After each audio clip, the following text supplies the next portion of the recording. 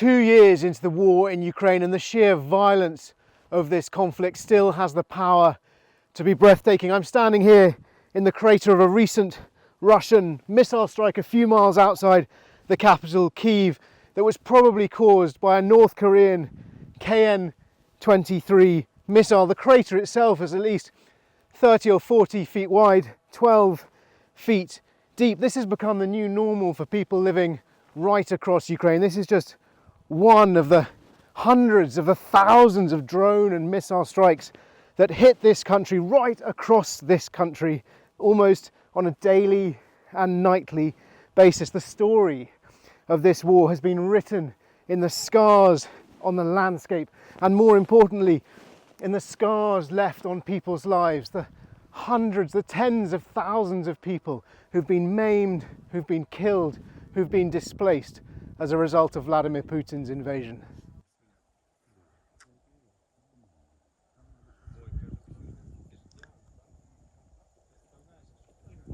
This crater is probably 30 to 40 foot wide, maybe 10 or 12 foot deep, and in many ways it's lucky that it landed in sandy ground in a patch of forest outside the city. Unclear what, if anything, the Russians were aiming at, but the power of this blast is really evident from the hundreds of feet in all directions of trees that were blown down and burnt by that explosion, by that shockwave.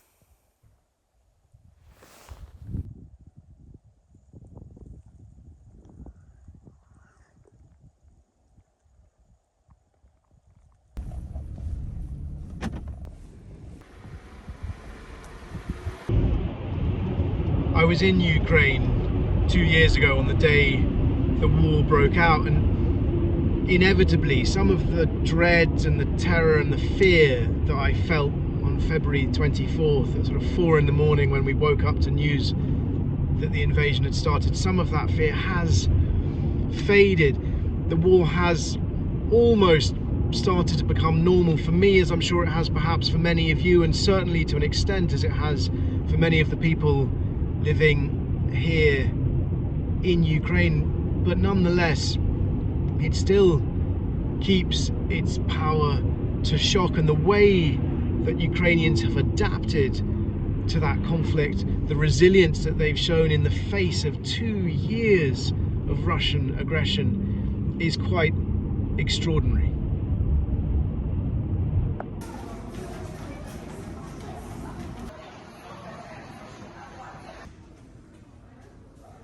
With flowers and colourful pictures on the walls, toys on the tables, in many ways this is like an ordinary classroom. The pupils behind me here are in the middle of a maths class, but what makes this different is that we're underground. Those are the extractor fans of the Kharkiv metro, and in fact this is one of 5 underground schools in this city, because this city continues to face the daily bombardment of Russia's missiles and drones, and so the pupils here have to live, or will have to study underground, because the risk of being above ground is too great.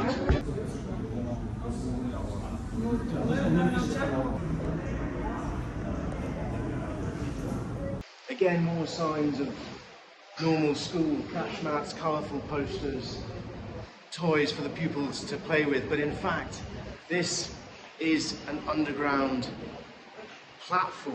This used to be a busy station in the Kharkiv metro, and behind these walls here, which have only been temporarily erected, in fact the trains are still running. The Kharkiv metro is running. You might even be able to hear the sound of a train passing as I'm speaking.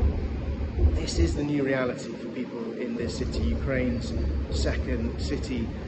Parts of life, school, normal life, education has moved underground, because that's the safest way for pupils to learn, away from, or at least protected temporarily while they're here, from the risk of the Russian bombardments. It is really remarkable to see the way, not just here in Kharkiv but across Ukraine, the way that people have adapted to their new reality. And this is just one of the ways, but not every city can do this. Not every city has a metro like Kharkiv's where pupils can learn with spaces big enough for pupils to learn.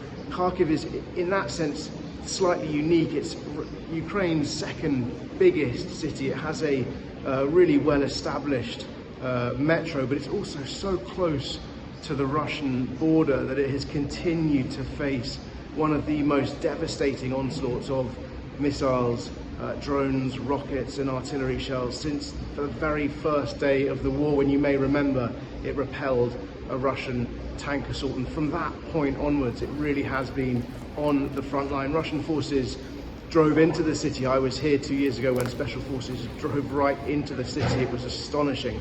But they were then pushed out to the city's edges. They were then pushed out and pushed further back. And by the end of 2022, the first year of the war, Russian forces had been forced to retreat from the city. And at that point, it was no longer in range of some of Russia's guns, but it continues to be in range of weapons such as the S-300 missile system, which is repeatedly used to attack the city.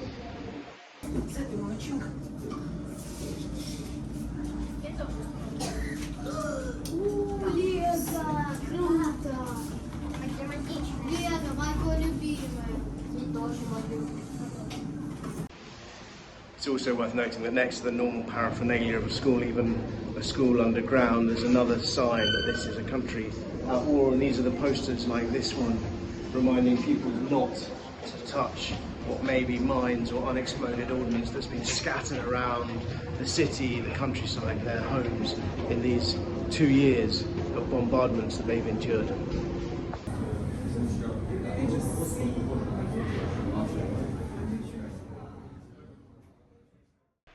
The human cost of this war has really been brought home to me recently by news that a friend of mine was killed in the Ukrainian retreat from Avdiivka.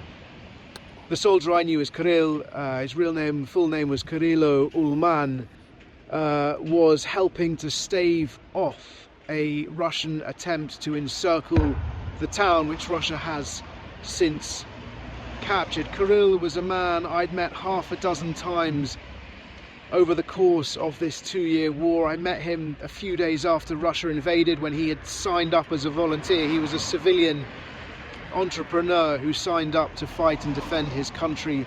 And then I saw him half a dozen times on the front lines, mostly around Bakhmut, before and after that town fell last summer. Kirill's friends told me that he was helping to stave off, to delay the Russian attempt to encircle Avdiivka, and in so doing he surely saved many of his comrades' lives as they were able to evacuate. But in the chaos of that withdrawal, his body was left behind and his comrades have been unable to recover it. Russia claimed full control of the town, the blood-soaked town which has been the focus of its fury, a few days after Kirill was killed. And without the prospect of any significant breakthroughs on the battlefield on the horizon, without the prospect of any meaningful peace talks on the horizon, it's hard to see as we look forward how there won't be many more people like Kirill who pay the ultimate price in this conflict.